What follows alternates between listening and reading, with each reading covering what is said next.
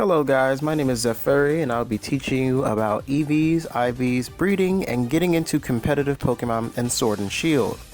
I will link all relevant information in the description below, and if anything changes from the time that this video is uploaded, I will update the description and or title. Okay, so firstly, Eevees and Ivies. What are they?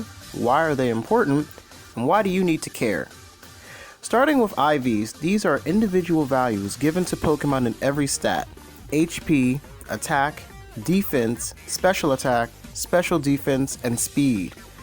These are given to your Pokemon at birth from an egg, when you receive one, or when you catch one in the wild. They cannot be edited or changed, but you can get better ones by breeding, which we will go over later. Eevees are effort values. When your Pokemon defeats another Pokemon in battle, not counting Wi-Fi battles, they gain points towards a specific stat. Pokemon can get up to 510 Eevees total.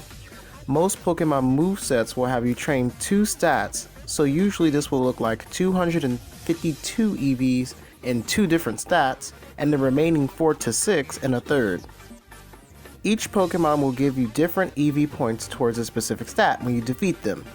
To see what this looks like, I recommend checking out Bulbapedia or Cerebi for a list.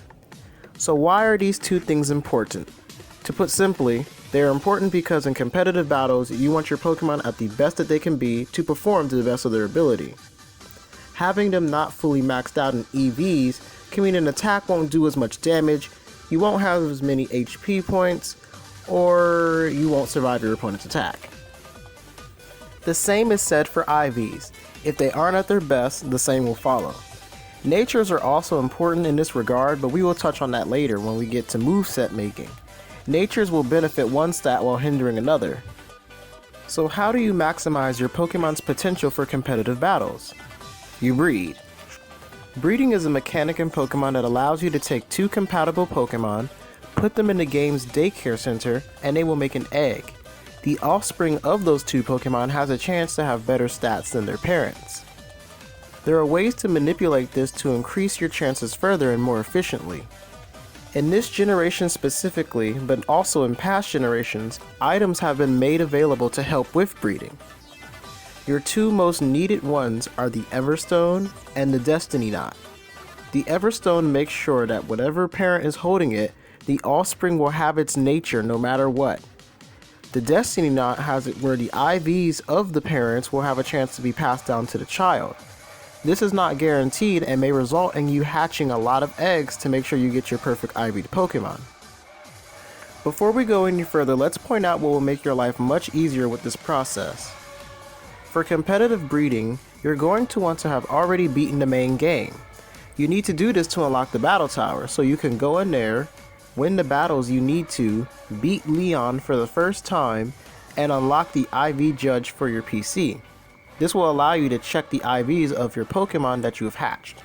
Secondly, since we're talking about the battle tower, you're going to need to have some items for now and also later on. You will need to get the Destiny Knot, of course. The Everstone you can look up where to find since there's so many places, but you will need all 6 power items as well for the post-breeding training.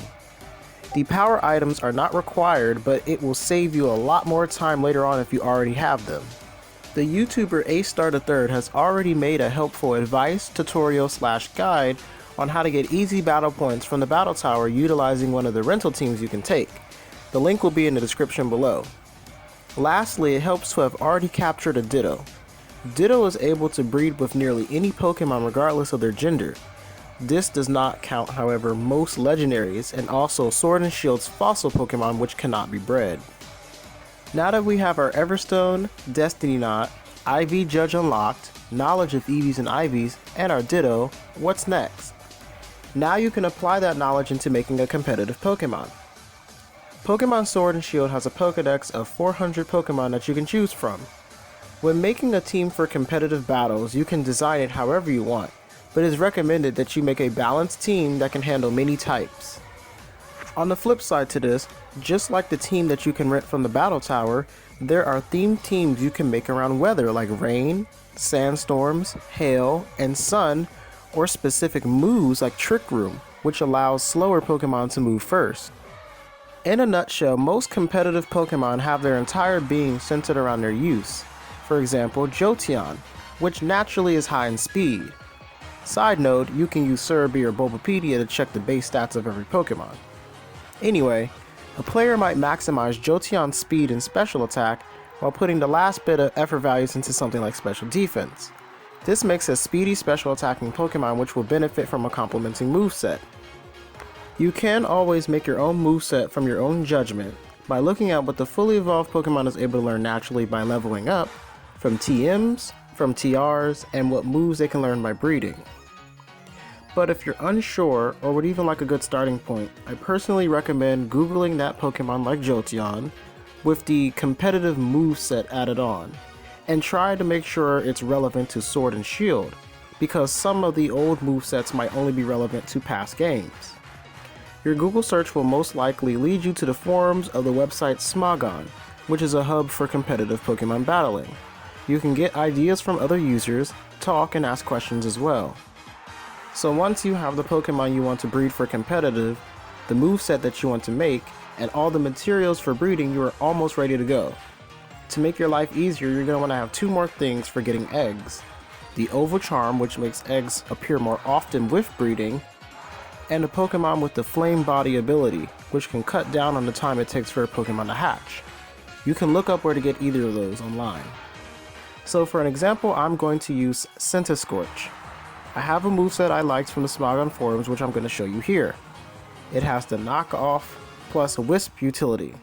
Most movesets you come across will have a brief description of what it's good for, the ability that you'll need, the nature that you'll need, its moveset, and the Eevee spread you're going to want.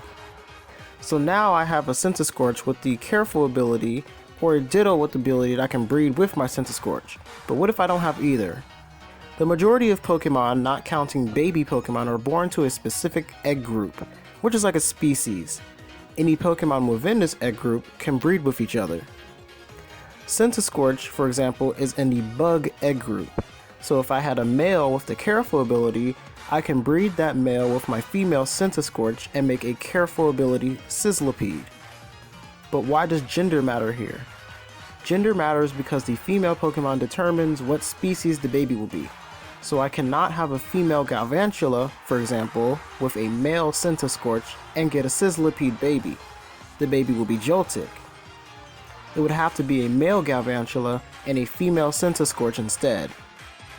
So I give the Pokemon whose nature I want my Everstone, and the other Pokemon to share its IVs my Destiny Knot.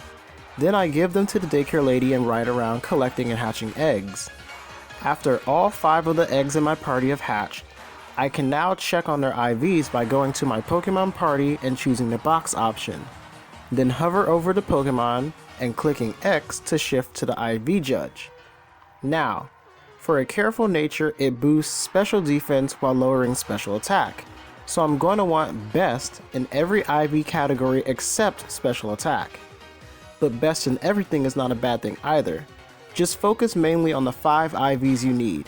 Then the baby will be considered perfect and is ready for the next step. If you don't have it on the first batch of eggs, you will need to keep hatching and releasing the duds until you do. But now that you have your perfect IV baby, it is time to Eevee train it. Now there are multiple ways you can Eevee train a Pokemon, but I'm not going to touch on all of them. Your time is valuable, so I'm going to do the most quick and reliable method at this current time, which is the PokeJobs exploit.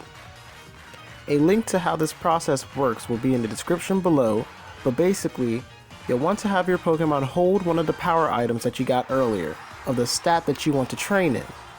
Then you're going to go to your PC at a Pokemon Center and choose PokeJobs. Choose the job that's always recruiting in a specific stat that you want to train in. How long you leave them in will determine how many EVs you get. I made a little list that you can see below. Power items will boost this number even further, and if your Pokemon has Pokerus, this number will double. So if you have a Pokemon with Pokerus, and a power item, and you do a full day of training, after performing the exploit, they will be fully Eevee trained in that one stat with 252 Eevee points. If you need Pokerus, there are forums you can go to on Reddit. You can even buy it on eBay if you want for less than $5. But in a nutshell, Pokerus is a specific disease within the Pokemon games that allows Pokemon to grow even faster. Small tip if you're trying to spread Pokerus to the Pokemon that you want to Eevee train. Make sure the infected Pokemon knocks out Pokemon that are in the stat that you are trying to train. Pokerus spreads the more battles that you have, but you can also end up accidentally Eevee training in a stat that you don't want. Specific berries can fix this if you do, but this is not the tutorial for that. A link for that will be in the description below. So now let's assume that you have a fully Eevee trained Pokemon, and now you need to make the moveset. If you don't have a specific TM, you can look up where to get it, and some moves can also be obtained by having a TR. TRs are basically TMs that break after you use them. TRs can be gifts, or drops you can get from Dynamax battles. A link on which one gives you what will be in the description below as well. So after that, we're going to assume that your Pokemon is fully Eevee trained with the desired IVs and the moveset that you want. The last thing is the most important thing you'll ever need. Nickname your new baby. For the most part you are done, but there are some things I want to mention before I end the video. You can test out teams to see how well they work using the Pokemon Showdown website. If you don't like something, it can save you all the time breeding. When battling, people usually abide by tier lists set by people like Smogon, but not all the time. It helps to at least learn these tier lists. Lastly, if you have an undesired nature, you can use new items in Pokemon Sword and Shield called mints, which will change what will be boosted and lowered. The mints will be named after specific natures, but these do not, however, change the actual nature of your Pokemon. If you found this video helpful, please leave a like, comment, and share. This channel is mainly for singing androids, so I doubt you'll see much more Pokemon content. Also, if I left anything out or if I was mistaken on anything, please correct me in the comments below to help out your fellow trainers.